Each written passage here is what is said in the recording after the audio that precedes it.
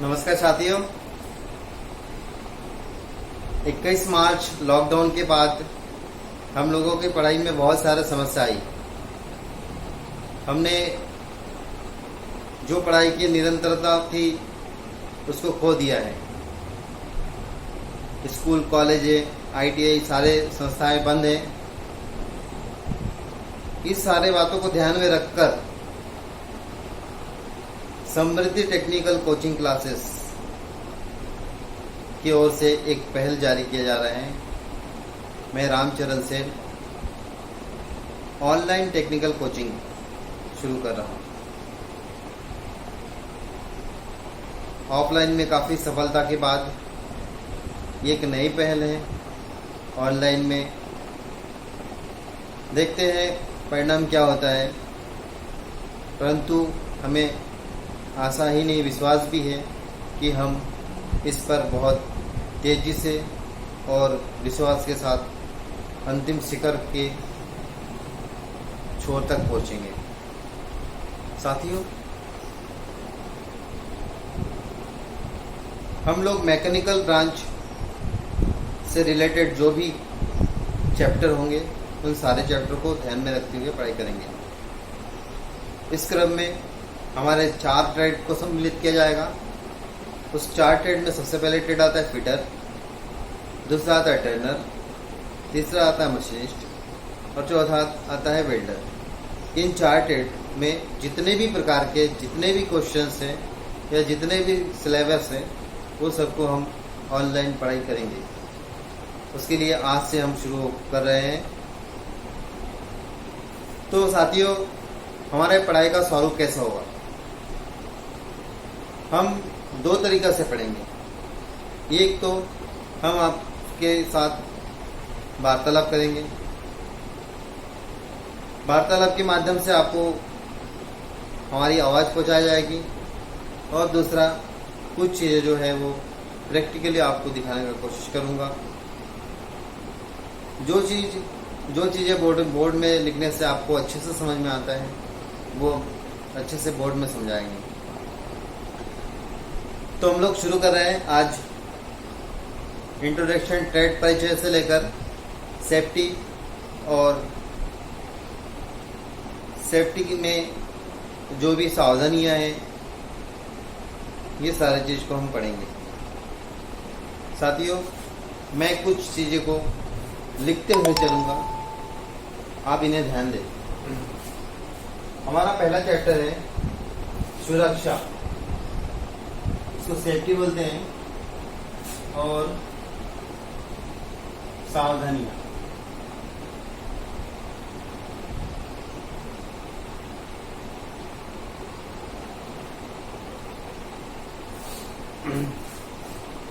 इसमें हम एक फर्स्ट एड इसको भी सम्मिलित करेंगे, सुरक्षा को सम्मिलित करेंगे। और फर्स्ट एड में हम कृत्रिम श्वसन कैसे देते हैं, कौन कौन सा प्राइमरी ट्रीटमेंट हमको जानना चाहिए, ये सारी चीजें हम इसमें देखेंगे। दोस्तों, एक चीज ध्यान रखिएगा, मैं बहुत ऐसी चीज आपको बताने का कोशिश करूंगा जो शायद आपने कभी नहीं सुने हो, या सुने भी होंगे तो आपको याद नहीं है। जैसे फायर एक्सटिंग्विशर के शीट की मोटाई कितनी होती है, जो कंटेनर होते हैं उसकी शीट की मोटाई कितनी होती है, CTC तो आपको मालूम होगा CTC क्या है, BFC क्या है,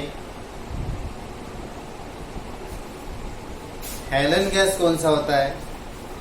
इस टाइप से बहुत सारी चीज़ें जो है वो आपसे मैं शेयर करूंगा, इसलिए आप मेरे वीडियो को लास्ट तक देखते रहिए। और एक बात आप याद रखिए, ये संकट काल है। इस समय यदि आपको कुछ भी मिल रहा है तो आप कोशिश करिए कि वो आपके दोस्तों तक पहुंचा दिया जाए, क्योंकि आप यदि अपने पास रखेंगे तो उससे आपको फ़ायदा होने वाला नहीं है। आप अपने दोस्तों तक शेयर करिए और कोशिश करिए कि सब्सक्राइब करिए, ताकि हमारे चैनल आगे बढ़े और मुझे मोटिवेशन मिले और नए नए वीडियो बनाने के लिए। तो साथियों हम शुरू करते हैं, आप लास्ट तक देखिए। सुरक्षा क्या है? तो इसमें आपको सुरक्षा में आपको एक शू दिया हुआ है और एक रक्षा दिया हुआ है। अब देखिए ये जो शू है ना, इस शू से आपको 3 स निकालना है, एक तो स्वयं का और साथी का और आपके जो कल कारखाना पुर्जे है वो साथी होता है। साथी दैट मीन्स मशीन होता है, ये मशीन का। ये 3 का सुरक्षा आपको करना है, स्वयं का, साथी का और मशीन का। ये 3 सुरक्षा आपको करना है। तो आप समझ गए होंगे कि आपको इन चीजों का सुरक्षा करना है। दूसरी बात, हम लोग जो 3 ट्रेड के बारे में हम पढ़ने जा रहे हैं उसके बारे में थोड़ा सा बता दूंगा। फिटर क्या है? तो आपको मालूम है कि FIT फिटर होता है, fitness, intelligent, talent, target, efficiency और रेगुलरिटी, ये होता है। बट इसकी कोई जरूरत नहीं है। कभी कभी क्वेश्चन आता है कि फिटर कितने % काम हाथ से और कितना % काम मशीन से करते हैं। तो आपको क्या बताना है कि फिटर होता है वो 75% कार्य हाथ के द्वारा और 25% कार्य मशीन के द्वारा करते हैं। दूसरा, मशीनिस्ट और टर्नर, ये दोनों ही ट्रेड वाले जो लोग होते हैं वो 95% काम मशीन से करते हैं और 5% जो है वो हाथ पर निर्भर होते हैं। वेल्डर 95% कार्य मशीन के ऊपर और हाथ से 5%। परंतु इन सभी लोगों को भी अपने अपने ट्रेड में दक्षता की जरूरत, स्किल्ड की जरूरत होती है, नहीं तो ये नहीं कर सकते। ठीक है, जो हमने सुरक्षा देखा कि सबसे पहले हमको स्वयं की सुरक्षा करनी है, साथ में जो साथी है उनकी सुरक्षा करना है और आपके साथ साथी मशीन की भी सुरक्षा आपको करनी है।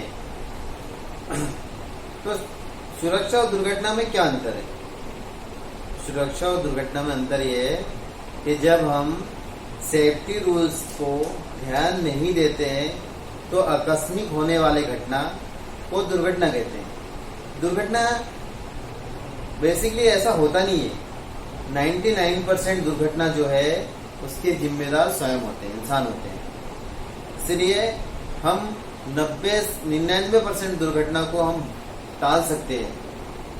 सिर्फ कुछ कृत्रिम या ऐसे आपदा आते हैं जो जिस पर आपके काबू नहीं होते, जैसे भूकंप आ गया या कहीं से ज्वालामुखी फट पड़े या बहुत तेज कोई चक्रवात आ गया, इस पर आपके काबू नहीं होता है। लेकिन फिर भी आज जापान जैसे लोगों ने बहुत सारे नए नए टेक्नोलॉजी के द्वारा इसको भी काफ़ी हद तक कंट्रोल किया है। उनको साइंस भी बहुत सारे सैटेलाइट के थ्रू ये भी पता कर लेते हैं कि कहाँ सुनामी आने वाला है, कहाँ चक्रवात आने वाला है और इससे हम कैसे बच सकते हैं। तो ये कुछ इस टाइप के एक्सीडेंट से भी हम बच सकते हैं। साथ ही सुरक्षा के बाद सुरक्षा कैसे होता है और उसको हम कैसे टाल सकते हैं। सुरक्षा के ऑपोजिट एक्सीडेंट है, दुर्घटना है। तो जैसे हम सेफ्टी को ध्यान नहीं रखेंगे तो दुर्घटना होंगे और इसके बहुत सारे रीज़न होता है। कभी कभी ओवर कॉन्फिडेंस होता है, फिर आप कपड़े ठीक ठाक नहीं पहनते हैं, उससे मशीन के साथ लपेटने की संभावना रहती है।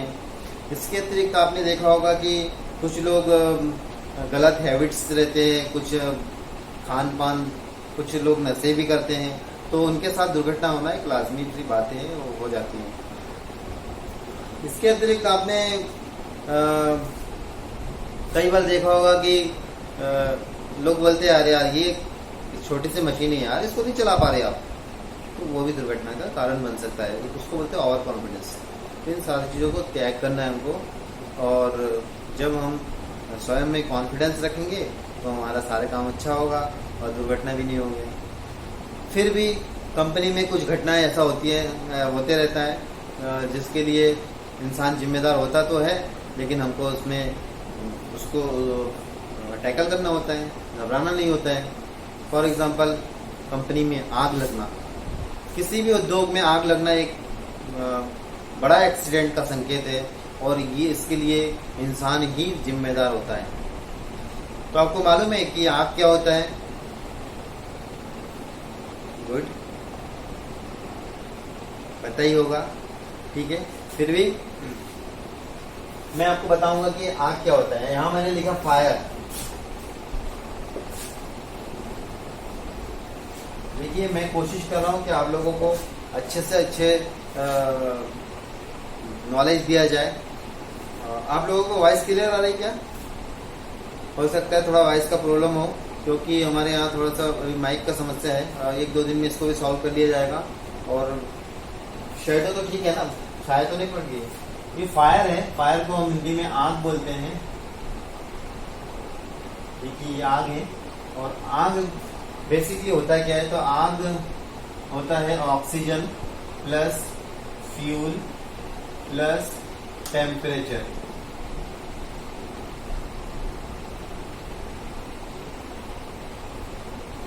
मैं आपको अभी सिर्फ आग के बारे में बताऊंगा, और हमारे आगे का वीडियो बनाऊंगा उसमें आपको, अच्छा 3 चीजें तो आपको छोड़ दिया था आपके लिए, वो भी बता दूंगा साथ में। तो आग क्या है और इसके लगने के कारण क्या है? तो जैसे कि आप लोग सभी जानते हैं कि आग तो ये ऑक्सीजन है, फ्यूल है और टेम्परेचर है। जहाँ भी फ्यूल होता है वहाँ टेम्परेचर कभी माइनस होता है, कभी प्लस होता है। पर माइनस जब होता है, मान लीजिए ठंड प्रदेश है या ठंड बहुत ज़्यादा है, तो वहाँ पे आग लगना पॉसिबल नहीं है।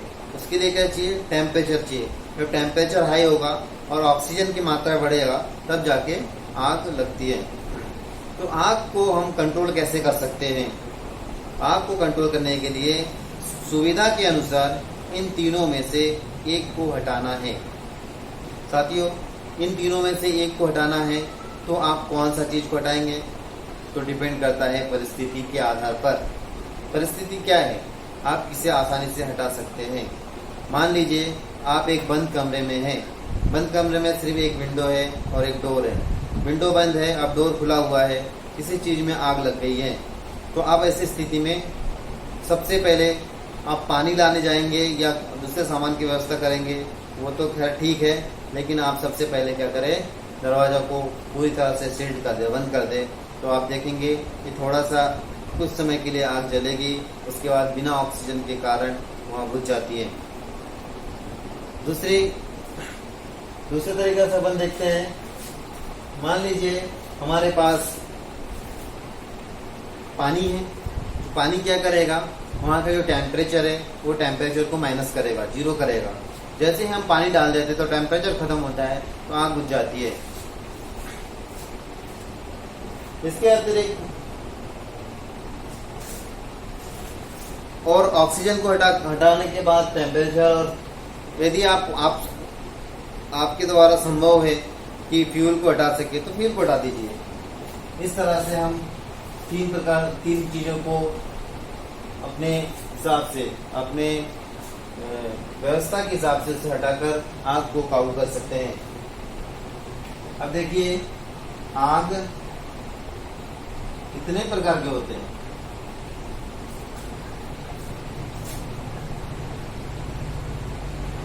टाइप्स ऑफ फायर, आग के प्रकार।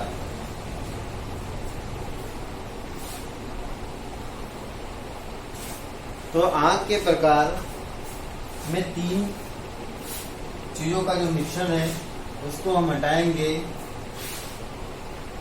उसके हिसाब से कुछ एक्सटिंग्विशर मतलब होता है अग्निशामक यंत्र। आप कभी हॉस्पिटल में गए होंगे तो आपने देखा होगा लाल कलर के एक कंटेनर होता है जिसमें स्प्रे के लिए नोजल लगा होता है, उसे फायर एक्सटिंग्विशर कहते हैं। वो अलग अलग साइज में होता है। तो ये जो पदार्थ है, पदार्थ बोले तो इसमें हम पदार्थ लिखते हैं। पदार्थ कितने प्रकार के होते हैं मोस्टली? एक होता है ठोस प्रकार के, दूसरा होता है द्रव पदार्थ प्रकार के, तीसरा होता है गैस। ये तीन प्रकार तो है ही है। और चौथा जो है वो बिजली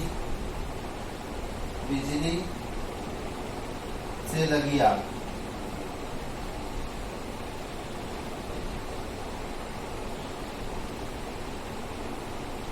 बिजली से लगे आग मतलब होता है कि विद्युत आग में हम ना तो पानी यूज कर सकते हैं, गैस अलग यूज कर सकते हैं, है ना। इस तरह से हमने 4 प्रकार के पदार्थ को बांटा। और ठोस प्रकार के जो है, इसमें ठोस में क्या क्या आ जाता है? उसमें लकड़ी आ जाता है, कोयला आ जाता है, चारकोल आ जाता है। चारकोल क्या होता है जानते हैं ना आप लोग? चारकोल भी कोयला का एक अपरूप है। कागज, पुट्ठे, चारकोल, लकड़ी, बुरादा या कोई भी चीज, ये सारे ठोस कैटेगरी में आता है। और इसको क्लास मतलब श्रेणी ए में रखा गया है। द्रव प्रकार के जितने भी प्रकार के पदार्थ है उसको श्रेणी बी में, और गैस प्रकार के श्रेणी इसको श्रेणी सी, और इसको श्रेणी डी। इस प्रकार से इसे 4 भागों में बांटा गया है। तो अब समझ रहे हैं ना? ठोस ए, द्रव बी, गैस सी और बिजली का आग डी। ठोस प्रकार के जो है उसे हम कार्बोशियस पदार्थ बोलते हैं। क्या बोलते हैं? कार्बोशियस।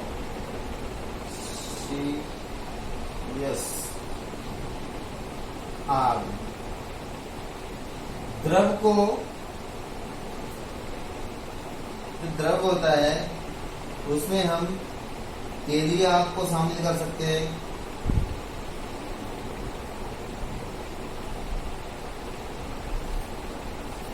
गैस तो ये गैसीय आग,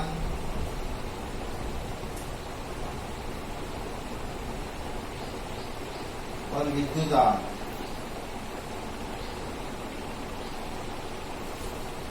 तो हमने क्या देखा कि 4 प्रकार से हमने पदार्थों को बांटा, वर्गीकरण किया। उसके हिसाब से ए, बी, सी और डी, ये 4 प्रकार के हमने वर्गीकरण किया। और इसको बुझाने के लिए, श्रेणी ए आग को बुझाने के लिए हमने यूज किया, या तो आप पानी यूज कर लो, या रेत यूज कर लो, या मिट्टी यूज कर लो, लेकिन सबसे अच्छा जो है उसे बोलते हैं सोडा एसिड। सोडा एसिड क्या होता है? सोडियम क्लोराइड, नमक का पानी, NaCl3, सॉरी NaCl, नमक का पानी। नमक का पानी का जो बॉइलिंग पॉइंट होता है वो ज्यादा हो जाता है, इसलिए जब भी हम कोई भी हीट वाला जोन में डालते हैं, गर्म चीज जगह में डालते हैं, तो वो जल्दी उड़ता नहीं है, बाष्पीकृत नहीं होता है, इसलिए उस आग को बुझाना आसान हो जाता है। इसीलिए यहाँ पर हम नमक के पानी का यूज करते हैं, जिसे हम सोडा एसिड बोलते हैं। दूसरा जो श्रेणी बी है, बी श्रेणी में गैसीय द्रव के आग आता है। द्रव की आग को बुझाने के लिए हम क्या यूज करेंगे?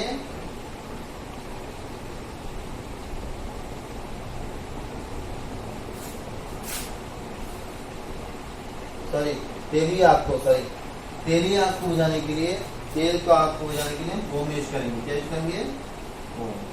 फोम मतलब होता है झाग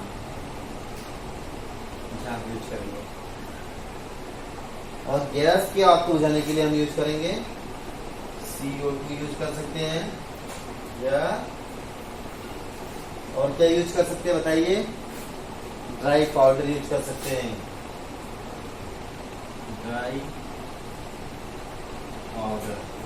गैस को गैस से बुझा सकते हैं या ड्राई पाउडर से बुझा सकते हैं। अब आता है बिजली की आग। तो बिजली की आग को बुझाते हैं CTC, और chloride BCF, bromo chloride fluoromethane.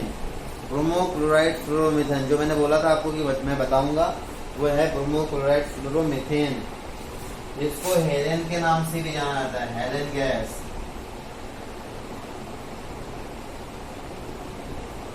ये इससे इसको बुझाया जाता है। साथियों, बिजली की आग बुझाने के लिए ड्राई पाउडर का भी यूज किया जा सकता है।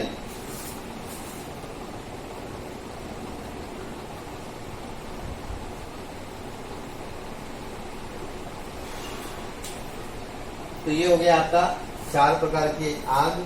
आग 4 श्रेणी में बांटा गया है, इसको हमने आपको बताया है।